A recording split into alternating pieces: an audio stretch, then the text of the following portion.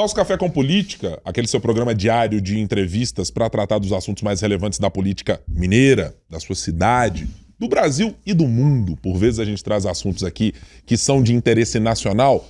Tá de volta para trazer mais uma entrevista a você. Primeiro, quero pedir que você nos siga no youtube.com/O Tempo. Então, por gentileza, se inscreva no nosso canal, aproveite para se marcar aí nas suas notificações e poder acompanhar o Café com Política e os outros produtos de O Tempo que trazemos para você diariamente.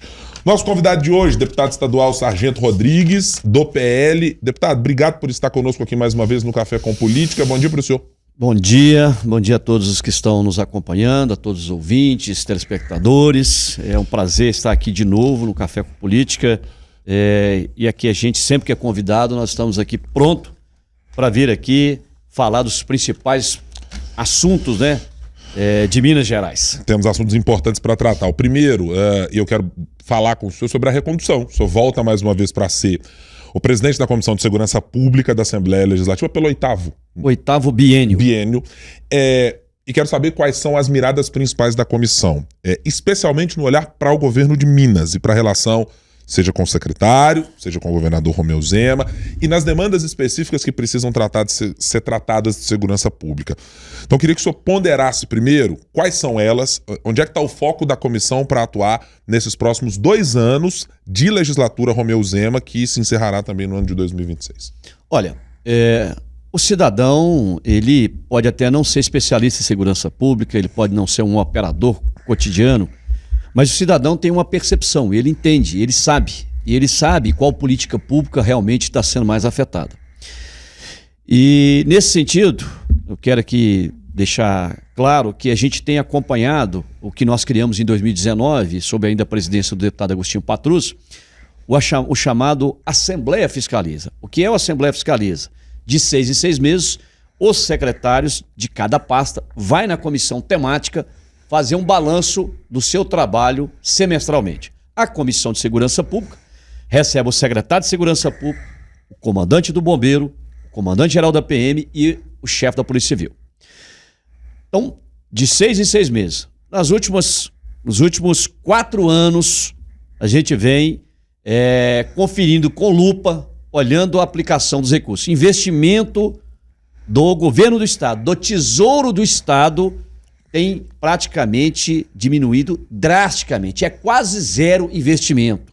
É a compra de novos equipamentos, de novas viaturas, de reforma e ampliação de unidades da Polícia Militar, da Polícia Civil, do Bombeiro, do sistema prisional. Ou seja, investimento do governo do Estado mesmo é quase zero. O que o governo tem feito é aproveitar a emenda parlamentar estadual, comprar viaturas com ela, comprar armamento, emenda parlamentar federal e transferências da União ou de outros recursos, mas não do Tesouro do Estado. Então o governo não está fazendo investimento. Esse ponto, aí o cidadão está do lado de você montar, mas e aí? Isso impacta diretamente na prestação de serviço. E o outro ponto nevral é a questão do efetivo. Então a Polícia Civil é a instituição mais afetada hoje, né, com a questão do efetivo. Estão criando uma série de delegacias especializada disso, daquilo e tal. Agora há uma febrezinha criando uma série de delegacias de mulheres pelo Estado. Não tem efetivo. Não tem. Eu tenho visitado algumas. Visitei agora a última lá em Nova Lima. Não tem efetivo, não tem uma viatura. Estive lá pessoalmente com a delegada titular, doutora Lorena. Falta efetivo, falta viatura. Então, ou seja, investimento nessa questão de todos os equipamentos públicos que tem que ficar à disposição, seja computador, viatura, armamento, todos esses equipamentos, e falta o principal, que é o homem e a mulher que serve ali na instituição. Falta policiais. A Polícia Civil tem o maior déficit, seguida da PM, Bombeiro e a Polícia Penal. Então, 2 pontos nevrais em que a comissão continuará cobrando e dedicando. E é óbvio, não poderia faltar aqui a política remuneratória, a falta de valorização. Você que está acompanhando aqui o Café com Política, é bom saber, hoje a Polícia Mineira está completamente desmotivada. Porque eu recebo informação o tempo todo, recebo aqui pelo meu Instagram inbox, recebo e-mail, recebo áudios, né? E ontem mesmo, quando ele postou aquele vídeo lá do comendo uma banana com casca, então, aquilo virou uma chacota em todos os grupos da segurança pública e outros. ganhou até repercussão nacional, porque ele está ensinando a comer banana com casca, né? E ao mesmo tempo tem dado uma banana para os profissionais de segurança pública. Então as pessoas que estão nos assistindo, eu acompanho milimetricamente esse assunto. Nos últimos 10 anos, a inflação bateu em 74,9, o chamado IPCA. Qual foi a contrapartida que os servidores da segurança receberam? 30,1. A quase 45% de perda do poder de compra do policial.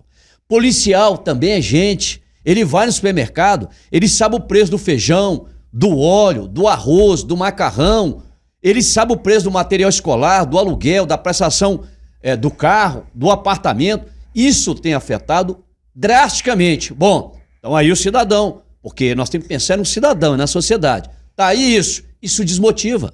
Que se você tem 44% do poder de compra corroído pela inflação, e o pior, para o cidadão que está nos acompanhando, para o próprio governador Romeu Zema, para o vice Matheus Simões, eles concederam um reajuste para si mesmo de 298%. 298%. 151% a mais do que a inflação do período que estava defasado o salário desses agentes públicos. Tem um argumento, deputado, que é o fato do governo de Minas ter de pagar uma dívida para o governo federal bilionária, de estar no regime de recuperação fiscal e agora adicionada a uma necessidade alegada pelo governo de redução da despesa com o pessoal para se enquadrar dentro dos critérios do Propag. Para a avaliação do senhor, faz sentido? Mentira. É mais uma mentira deslavada que o governador prega. Ele apresentou, né? É um outro detalhe. Isso aqui são dados que eu peguei da lei orçamentária, aprovada em dezembro de 2023 para o exercício posterior 2024.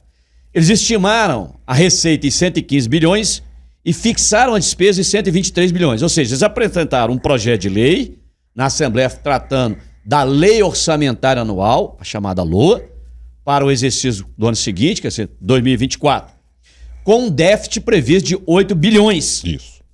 Mas agora, no fechamento do último quadrimestre, que foi apresentado no dia 31 de janeiro desse ano, então fecha, um mês depois que fecha, ele pousou do lado do vice-governador, apresentando um saldo positivo de 5,18 bilhões. 5,18 bilhões, está aqui, ó. E essa lâmina está postada no perfil do Instagram oficial do governador Romeu Zema. Ou seja, como é que manda para a Assembleia uma peça orçamentária prevendo um déficit de 8 bi e ao final do exercício financeiro fala, olha, nós estamos apresentando aqui um superávit de 5 bilhões. Ó, Minas alcança o 4º ano seguido com as contas equilibradas. Não sou eu que estou falando isso. É o governador Romeu Zema e o seu vice, que é o candidato dele, professor Matheus Simões. São eles que estão falando isso. Agora, quando os servidores da segurança pública e os demais servidores batem na porta do governador, olha, nós estamos aqui com o salário, com a inflação, corroendo nosso poder de compra. O senhor precisa fazer. Não tem dinheiro. Há uma vedação, a lei de responsabilidade fiscal, o regime não permite. Permite sim. Outra mentira deslavada. A lei de responsabilidade fiscal, que é a lei complementar 101 de 2000, lá no seu artigo 17, parágrafo 6º, diz, exceto a revisão geral anual, que é o IPCA. Lá no artigo 159, artigo 8º, lei complementar 159 de 2017, que trata do regime, que disciplina o regime de operação fiscal. No seu artigo 8º, lá no caput do artigo fala, exceto a revisão geral anual, ou seja, exceto, salvo a concessão da inflação do ano anterior. Então, a gente vê o governador mentindo o tempo todo, fazendo marketing, e o que eu tenho notado agora é o seguinte, ele veio, apresentou isso, isso aqui é até uma chacota, é deboche, ele vem aqui e fala, olha, redução de gastos de pessoal com avanço nas melhorias para os servidores. Eu quero desafiar, eu queria tanto participar de um debate com o governador, falar assim, onde estão as melhorias? Porque só para a segurança pública tem um déficit nos últimos 10 anos de quase 45% de recomposição do poder de compra. É a inflação, é aquilo que a Constituição diz que o cidadão servidor tem direito. Ele fala que dobrou os investimentos em educação, ele fala que mais que dobrou os investimentos em saúde, ele fala que também teve um grande avanço na infraestrutura. E onde está o dinheiro da segurança? Qual é o investimento que ele fez em segurança? Então, aquilo que eu constatei como presidente da Comissão de Segurança Pública, que é a questão da rubrica investimento e a questão do efetivo, está julgado às traças. O governador abandonou. Agora o carnaval está chegando. Aí quer que a polícia seja nota 1000, mas no reconhecimento, 0. Deputado, vamos tratar um pouquinho mais de regime de recuperação fiscal e Propag. Tivemos uma posição do governador Romeu Zema, e depois ela foi endossada pelo presidente da Assembleia, deputado Tadeu Leite, de, olha, temos que trabalhar para derrubar todos os vetos que foram feitos pelo presidente Lula e pelo governo federal no início desse ano. Depois tivemos uma mudança de postura do governador, dizendo, não, tem um específico que a gente pode manter, etc. Qual é a posição que o senhor vê à luz da possibilidade de recomposição e de garantia de reajustes para os servidores, seja da sua categoria ou dos demais servidores? O Propag precisa ter os seus vetos derrubados? Não precisa ter os seus vetos derrubados? Que avaliação o senhor faz e como esse debate está sendo levado à frente na Assembleia? Olha, nós pedimos, inclusive, antecipando, nós temos uma informação solicitada por um outro colega deputado, fazendo uma comparação do regime de recuperação fiscal, da forma de pagamento e do Propag. Nós começamos. O cidadão que está aí assistindo, ele não precisa ser técnico de administração, na área financeira, jurista, ele vai entender. Ele tem uma dívida.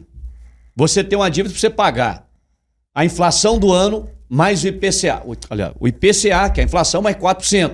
É o regime de recuperação fiscal. O governo aderiu, passou a perna na Assembleia, não votou o projeto para pedir autorização que a lei prevê e fez isso num acordo judicial e que o STF acabou aceitando. Passou a perna na Assembleia, começa por aí. Aderiu ao regime contra a vontade do parlamento, ou seja, sem autorização legislativa que é exigida por lei. Mas é o STF que endossou. Bom, eu queria fazer esse grifo. Você tem 9 anos para pagar uma dívida no regime de recuperação fiscal com juros escorchantes. É juros de agiotagem mesmo, que a União pratica. Ou seja, o IPCA, para fazer conta redonda, se o IPCA ficar em 6%, é mais 4%. Então é 10%. De uma dívida de 165 bilhões, você pagaria por ano 16,5 bilhões por ano. Ela é impagável. E na forma que está a adesão ao regime, depois de 9 anos, você vai pagar cerca de 102 bilhões, vou repetir, de uma dívida de 165, o Estado pagará 102 bilhões de juros, e ao final dos 9 anos sai de 165 e passa a dever 210 bilhões. Então o regime é péssimo, é horrível, né? E o Zema falava que era a única solução que tinha e defendeu, pressionou a base para aprovar. E, por iniciativa, aqui eu digo, do presidente da Assembleia Legislativa do Estado de Minas Gerais, deputado Tadeu Martins Leite. Iniciativa dele. Nós temos que encontrar outra solução. Foi lá no Senado, bateu na porta do senador Rodrigo Pacheco. Precisamos resolver o problema de direito. Precisamos ter outra alternativa. Por iniciativa do presidente da Assembleia, o senador pegou a sua equipe, estudou, apresentou o projeto do Propag, foi aprovado. Ponto. E o Propag, deputado? Qual que é a diferença? A diferença é gritante. Primeiro que a dívida você pagaria em 9 anos, e o cidadão está acompanhando saber, passa a pagar em 30. Então, de 9 para 30, você ganhou 21 anos a mais para você pagar a dívida mais tranquilo. As prestações diminuem muito e os juros nas regras do Propag é muito melhor. Nós podemos vender, por exemplo, a Codemig, e essa eu voto, eu estou lá para autorizar, eu dou meu voto favorável, que ela vai ser vendida no mínimo por 40 bilhões.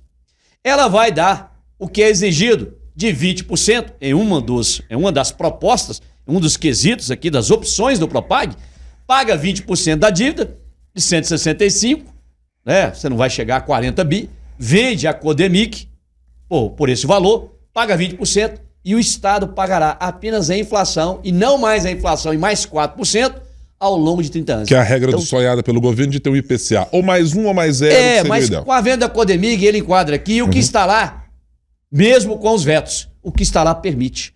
Esse documento foi feito pela Gerência Geral de Consultoria Temática da Comissão de Fiscalização Financeira e Orçamentária, comparando o regime e o Propag. Essa aqui é a curva do gráfico quando se trata essa daqui é a de azul é do regime. Essa verde é a curva do Propag. Não há o que discutir. Não há o que discutir. Mesmo com os vetos. Vamos falar assim, olha, está mantido os vetos. Imagine que o presidente da República conseguiu mobilizar a base e manteve os vetos. O Propag ainda é muito melhor, mas muito melhor para que o Estado consiga pagar. Agora, nem no Propag e nem no regime há qualquer impedimento legal de que o governador possa conceder a revisão geral anual, IPCA, a inflação, aos servidores públicos do Estado de Minas Gerais. Deixa eu lhe perguntar agora sobre o ponto de vista da organização política. O senhor sempre foi um crítico muito voraz do governador Romeu Zema na defesa das pautas específicas que o senhor já tem conhecidas do povo mineiro já há muito tempo. Mas esse último movimento do PL de saída para formar e deixar a sua bancada me parece um pouco mais independente, e eu estou usando as palavras do deputado Bruno Engler, de poder votar com o governo se quiser, mas poder não votar de alguma maneira. É exatamente isso. Né? Em algum momento. Isso diminuirá as críticas que são feitas ao governador? Essa decisão foi tomada à luz de ter visto 6 anos de governo Zema e ter decidido que não é exatamente o que se pensava. Qual é a análise central, deputado, que fez com que a bancada do PL optasse por essa decisão? Você é absolutamente sincero e transparente. Havia um movimento interno com a eleição da mesa o ano passado, que foi antecipada, né? O biênio desse ano, a eleição foi feita em dezembro. O deputado Gustavo Santana, que era o líder do bloco, foi para a mesa, virou primeiro secretário.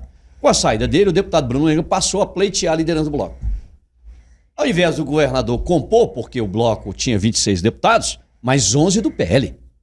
Então, 11 do PL, quase a metade do bloco, eram deputados compostos pelo PL, de deputados e deputadas. Então, ou seja, é natural que a bancada muito maior queira reivindicar a liderança. E num processo natural, o Bruno reivindicou. Ao reivindicar, nós do PL referendamos. O que o Zema passou a fazer no bastidor? A apostar em outro parlamentar com um alinhamento 100% com ele. E aí sim, criou uma celeuma interna e aí nós tomamos decisão. Falou, olha, se não for o Bruno líder do bloco, nós vamos com a bancada independente. O Bruno colheu as assinaturas para a bancada e ficou com as assinaturas em mãos.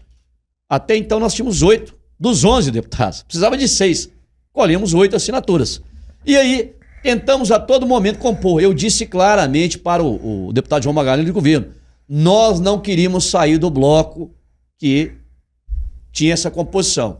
Mas o governo julgou contra o Bruno Engler. Ou seja, mais uma vez, o governador demonstrou que não há um pingo de deferência pelo Partido Liberal e pela bancada do partido. Não há deferência. Então, escolhemos o melhor caminho. O PL ficou muito bem abrigado, muito bem distribuído nas comissões. Ficamos com a Comissão de Segurança Pública, a qual sou presidente, com a delegada Sheila presidindo a comissão do CRAC e o deputado Coronel Henrique do Esporte. Ficamos muito bem distribuídos nas grandes comissões, ficou muito bem contemplado. Agora, é óbvio, o PL ficou muito mais independente. E isso é fato. O PL hoje está muito mais independente. Está, aliás, absolutamente independente. O PL terá condições de votar a favor e de votar contra as pautas do governo. Agora, um outro ponto que também fazia com que os deputados do PL chocava com a orientação de governo é porque o Zema diz que é de direita, mas não é de direita. O Zema é no máximo de centro. No máximo de centro. Não é de direita. Um cara que vai, fala comendo casca de banana aqui e fala bom dia a todos e a todas, esse cara não é de direita. Um governador que deixa passar uma série de projetos de lei com os termos LGBTQI+, esse governador não é de direita. Com ideologia de gênero. Um governador que permitiu que fosse aprovado um projeto na reforma administrativa do Estado, em que mantivesse criado uma mesa de diálogo depois que o MST invade terras e que o proprietário leva 20 anos na justiça para poder reivindicar a sua terra, que ele perdeu esse tempo todo de usufruir e de auferir o lucro com a terra dele, plantando e produzindo. Depois de 20 anos, aí tem que passar por uma mesa de diálogo após a determinação judicial. Então, uma série de comportamentos que o Zema adotou, que mandou a base aprovar na Assembleia, que choca frontalmente com o que pensa os deputados e deputadas do PL.